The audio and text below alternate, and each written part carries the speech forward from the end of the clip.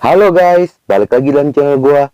Guys, untuk video gua hari ini, gua ingin menceritakan kasus kejahatan yang baru saja terjadi di kota Jakarta, tepatnya Jakarta Selatan. Kasus kejahatan ini terjadi di sebuah pemakaman umum. Adanya seorang pria ditemukan telah meninggal dunia di antara banyaknya makam. Bagaimana kasus ini bisa terungkap dan motif apa sebenarnya?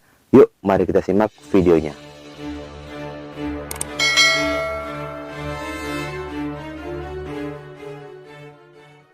Pada hari Kamis, tanggal 10 Februari di tahun 2022, seorang wanita bernama Hilda Nurlangi berusia 28 tahun. Pada jam 5:10, dia hendak berangkat ke pasar untuk berbelanja. Namun, baru saja dia berjalan beberapa meter dari rumahnya, Hilda melihat seorang pria tergeletak di jalan setapak di antara makam di TPU Kober Ulu Jami, Pesanggerahan, Jakarta Selatan.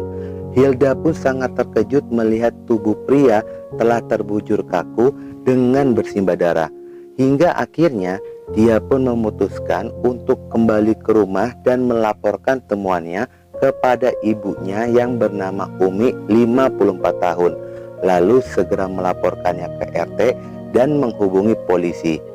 Lokasi penemuan itu hanya berjarak 50 hingga 100 meter dari rumahnya Hilda.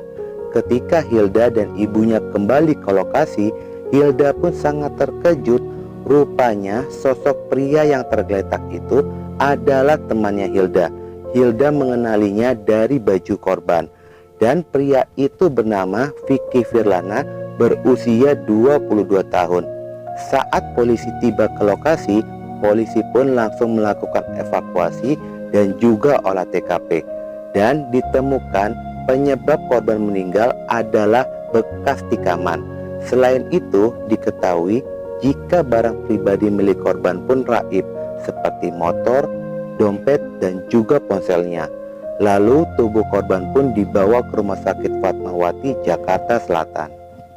Terungkapnya identitas korban, dari situlah diketahui jika korban bekerja sebagai koki restoran di wilayah Puri Kembangan, Jakarta Barat.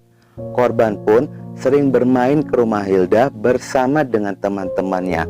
Lewat kesaksian Umi, ibundanya Hilda, dari sanalah informasi banyak didapat.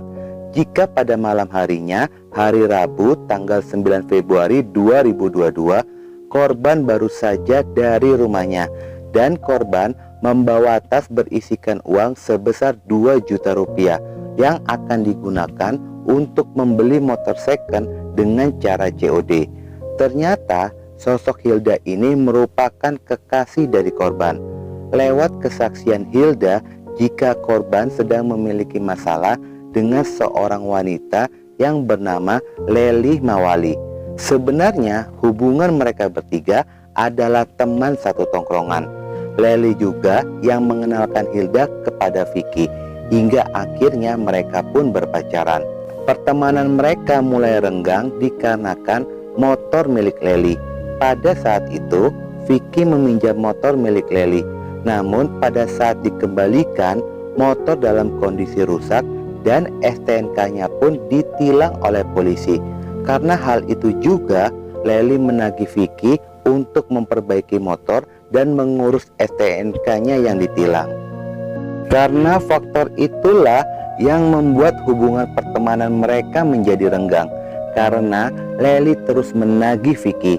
Dan pada malam harinya sebelum Vicky ditemukan meninggal dunia, Leli pun masih menagihnya via telepon. Namun informasi itu tidak bisa dijadikan patokan jika Leli ada keterkaitannya dengan kasus kejahatan yang menimpa korban. Polisi pun segera membentuk tim khusus untuk lebih intens mengungkap kasus pembunuhan ini.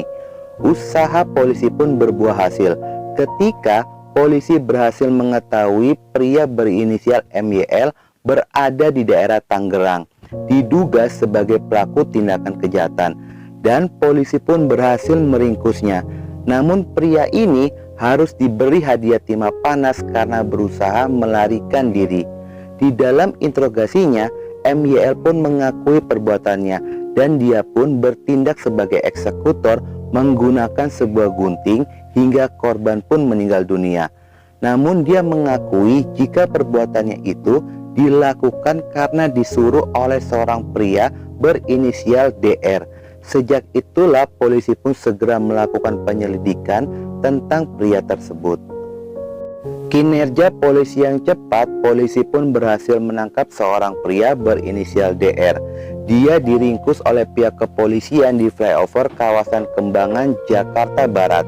Sama halnya dengan pelaku awal, DR pun diberikan hadiah timah panas karena berusaha melarikan diri pada saat akan ditangkap. Dari interogasi itulah DR pun mengakui jika dialah pelaku kejahatan. Namun dia hanya berperan membantu dan menjadi penghubung.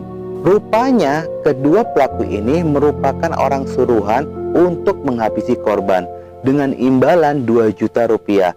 Dua pelaku ini bukan merupakan otak kejahatan. Dari informasi yang didapat oleh polisi, polisi pun tidak butuh waktu yang lama dan berhasil meringkus otak kejahatan, yaitu seorang wanita bernama Lely Mawali berusia 38 tahun, yang tidak lain merupakan teman dari korban itu sendiri. Diketahui Lely pun telah memiliki 1 orang anak. Saat diinterogasi itulah terungkap motif dari pelaku melakukan kejahatan. Lely mengaku cemburu kepada korban dan emosinya pun meluap ketika mendapati motornya rusak dan STNK-nya pun dalam kondisi ditilang. Terlihat sepertinya korban pun tidak mau bertanggung jawab. Dari pengakuan ini pun terungkap jika rencana kejahatan itu sudah 2 kali akan dilakukan, namun gagal, dan percobaan ketiga itulah baru berhasil.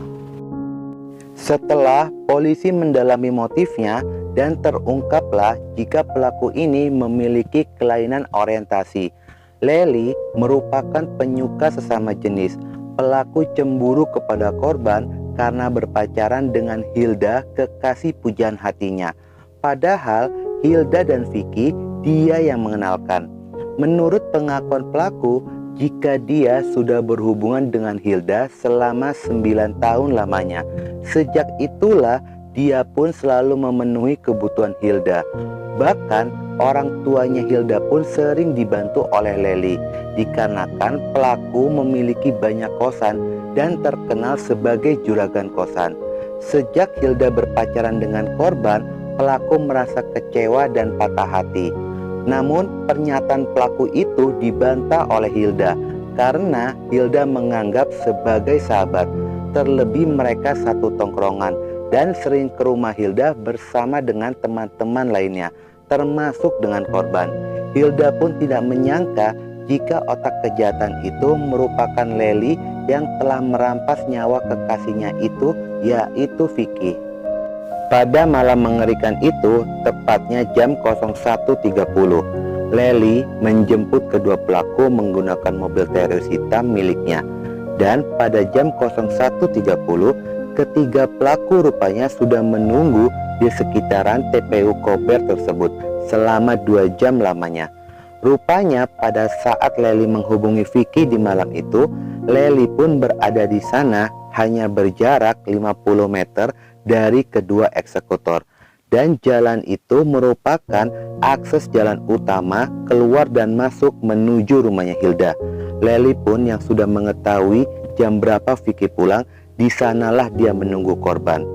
Vicky yang ditunggu pun akhirnya datang mengendarai sepeda motor.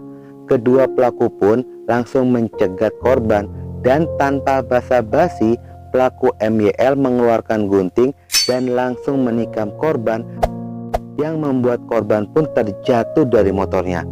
Sementara perannya DR adalah memegangi korban yang sudah tidak berdaya.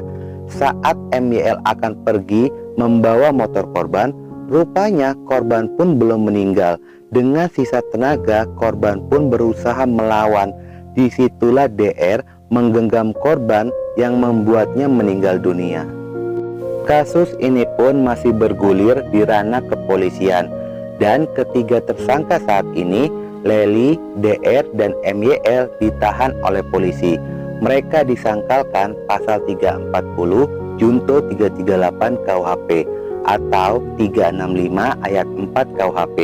Ancaman hukumannya yakni penjara 20 tahun atau seumur hidup dan maksimalnya adalah hukuman mati. Dari kasus ini, gue mencoba objektif melihat kedua sisinya. Kalau pendapat gue pribadi, mungkin pelaku ini merasa sakit hati dan kecewa, merasa dimanfaatkan oleh Hilda. Terlebih pelaku mengaku selama 9 tahun telah memenuhi kebutuhannya Hilda. Infonya sih korban pun tahu hubungan Hilda dengan pelaku. Namun akhirnya korban pun kepicut dengan Hilda. Dengan kejadian ini juga mengajarkan kalau apel ke rumah cewek jangan sampai subuh begitu, terlebih belum menikah. Apalagi kejahatan biasanya terjadi pada jam-jam segitu. Oke guys, sekian dulu video gue hari ini. Semoga kalian bisa mengambil pelajaran dari kisah ini. Dan jangan lupa ikuti terus video gue. Oke?